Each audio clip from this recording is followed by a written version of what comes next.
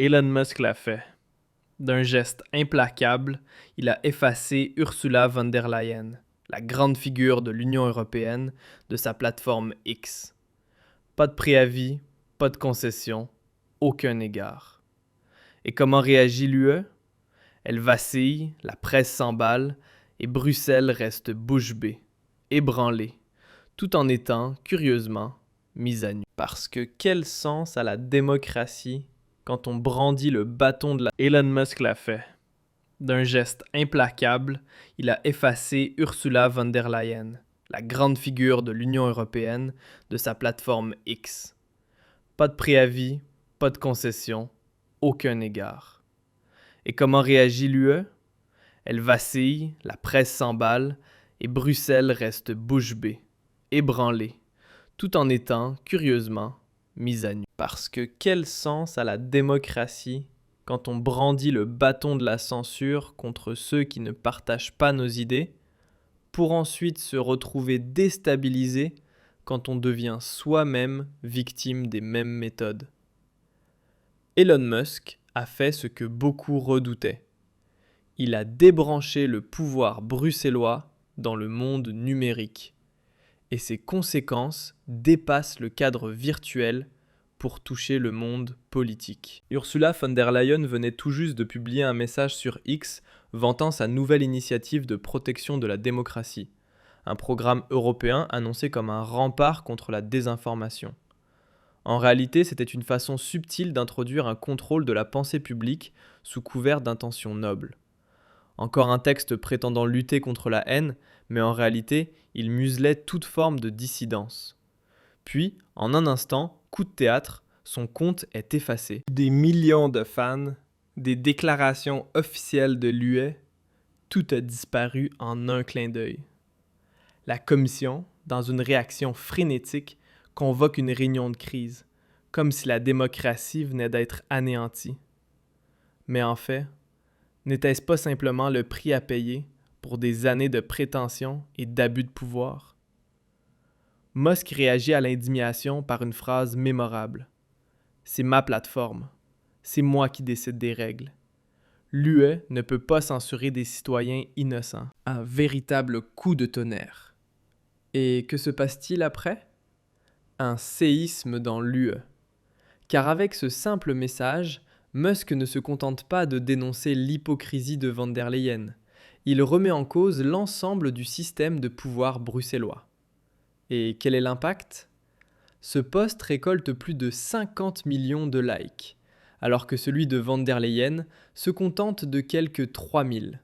Misérable. Les internautes ont parlé, et visiblement, ils en ont assez de la tutelle, de la censure, de cette armée de bureaucrates non élus. Elon Musk ne mâche pas ses mots en qualifiant l'UE de ce qu'elle est réellement, un monstre bureaucratique. Et il va plus loin. Dans une interview, il lâche « J'adore l'Europe, mais pas ce monstre bureaucratique qui est devenu l'UE ». Et que demande-t-il? Un Eurexit?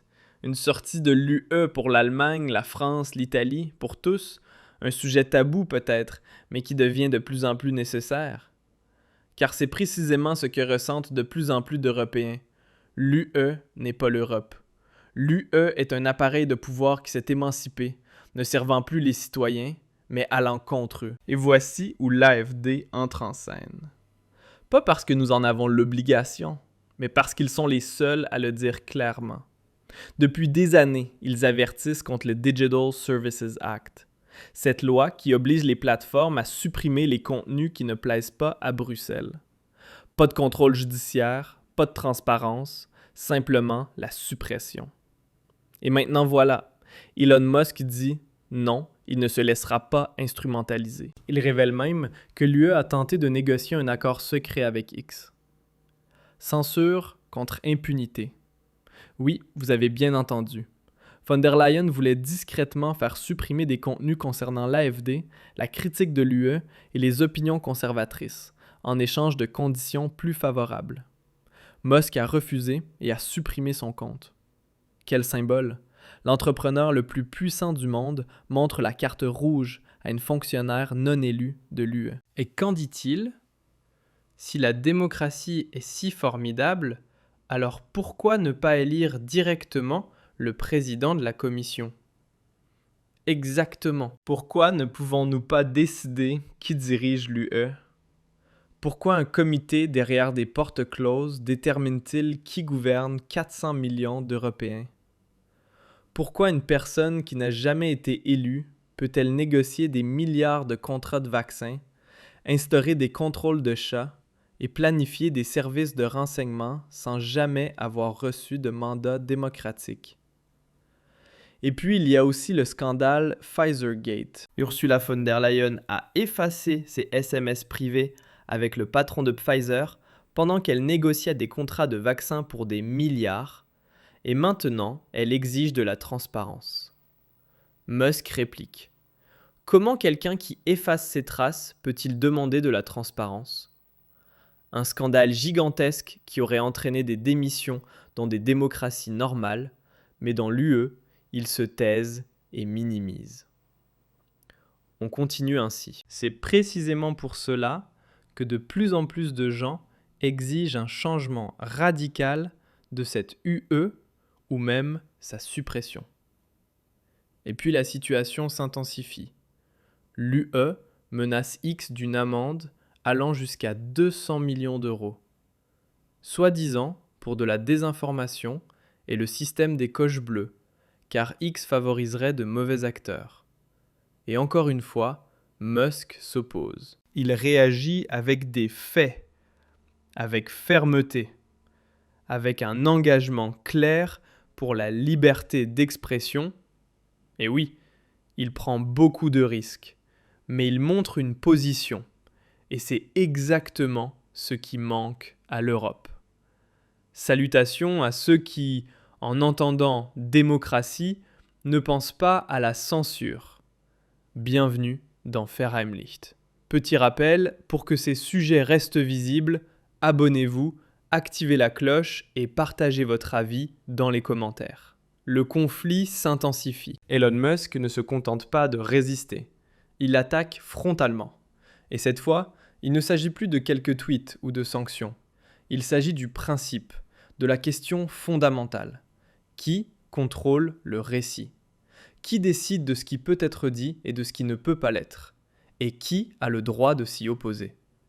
Musk aborde cette question avec une clarté que peu osent dans le monde politique européen, exposant simplement le pouvoir, l'hybris et la peur de l'opinion libre de von der Leyen. L'establishment est en furie.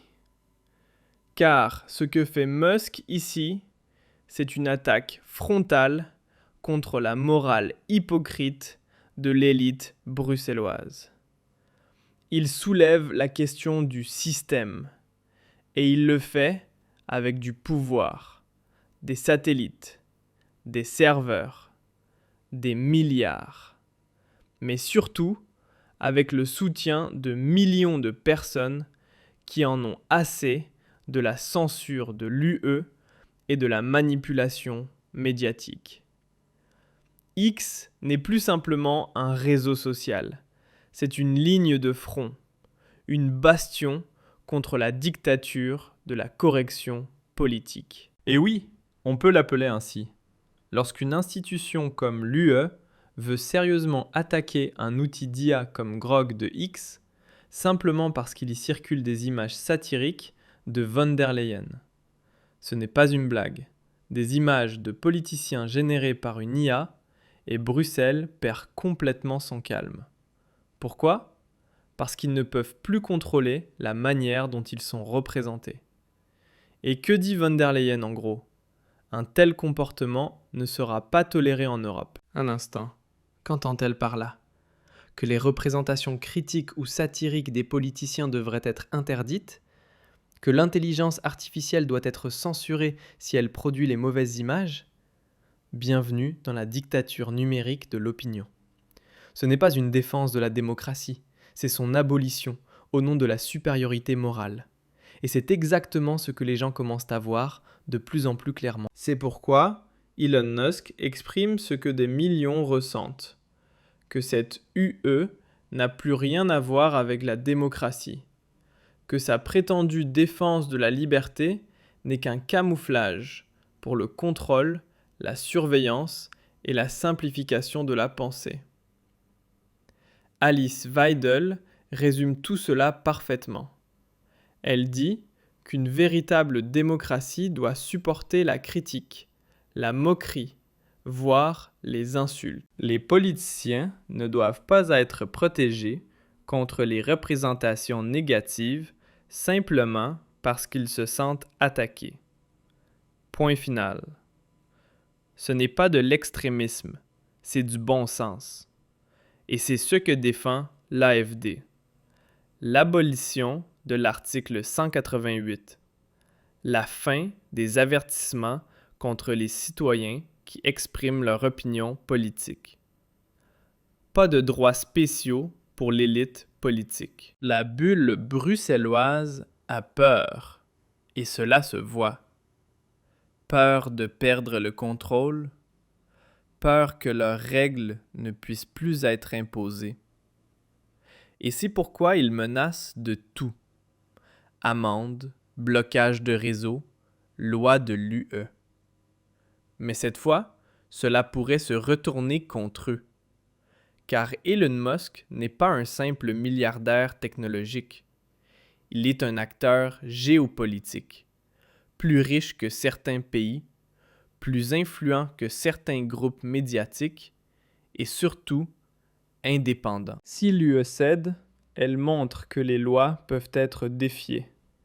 Si elle persiste, elle isolera des millions de citoyens. Un rideau de fer numérique pour 45 millions d'Européens qui utilisent X. Pour tous ceux qui ont un avis différent, ce n'est plus un simple conflit, c'est un conflit mondial. Les États-Unis regardent. Trump, en tant que président, reconnaît l'envergure de la situation. Une guerre commerciale n'est pas exclue, car ce que Bruxelles tente ici constitue un précédent. Censure sur commande. Contrôle par la loi. Et tout cela déguisé en protection de la démocratie. Elon Musk appelle cela une machine de censure, et il a raison.